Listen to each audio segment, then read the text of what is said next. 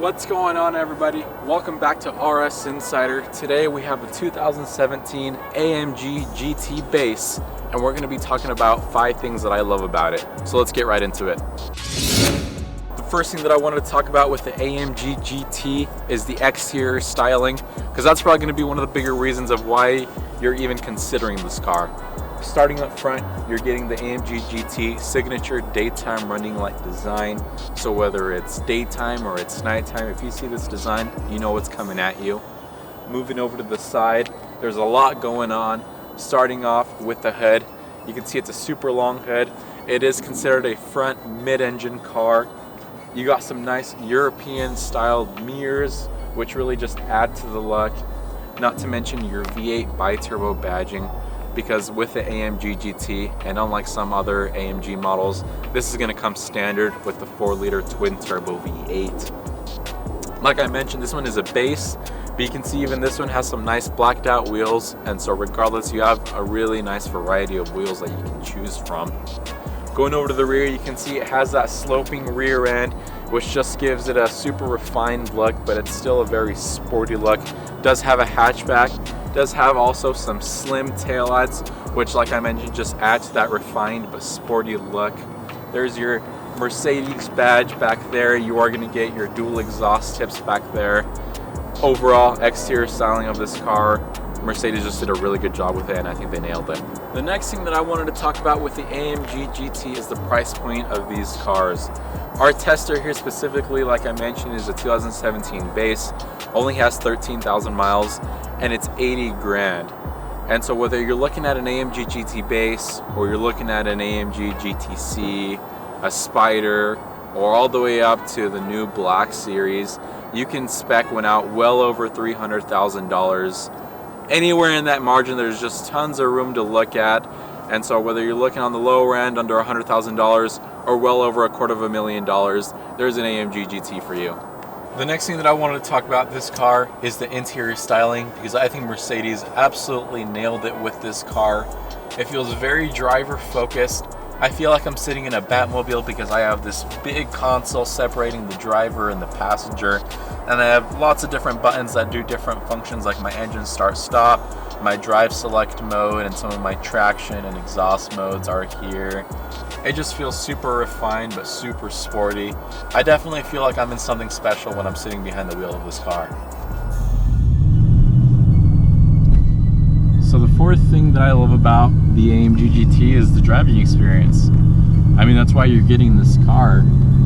You're in a small, compact, mid-engine car that has a 4-liter twin-turbo V8. And so put that together, and the drive is honestly, it's a fun car. It sounds good. You can hear the V8 roaring. You feel special. Honestly, I was a little intimidated when I first got in the car, but honestly, I think that's kind of the thrill of it.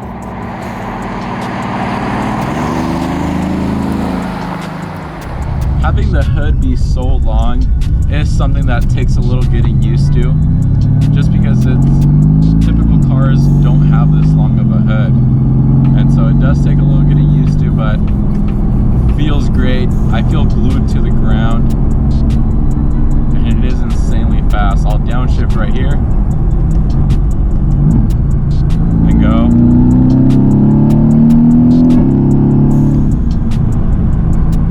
Yeah, this car is a blast.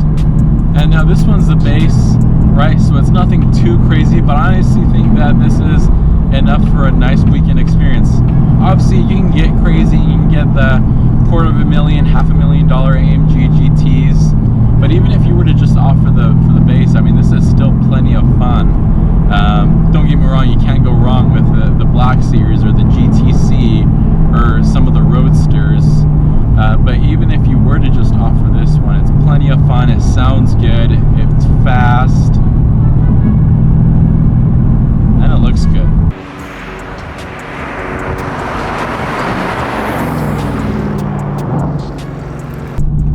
So we're approaching a corner here. I will say this car handles a lot better than I thought it would, because it does have a really long front end. I wasn't so sure about the handling. After all, this is German muscle, but honestly, I am very impressed. I think this would be a great canyon car. All right, I'm putting it in Sport Plus. Here we go, acceleration.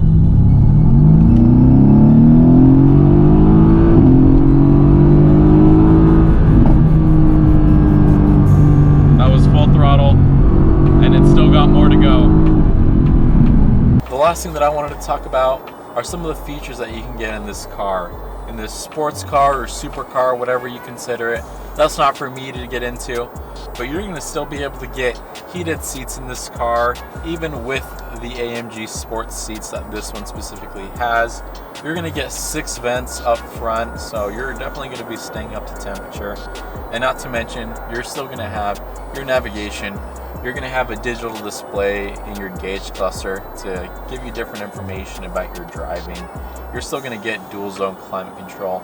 You're going to get a sunroof to open it up a little bit, because this car does feel very enclosed. And different things like that, I just think really kind of close this car in together. That's all I have for you guys today. Thank you so much for watching. If you enjoyed watching this video, definitely click the thumbs up and hit that subscribe button. I'm also curious to know, do you guys think that the AMG GT is a supercar? Is it a sports car? That's not for me to decide, but definitely let me know in the comments down below. Thank you guys once again.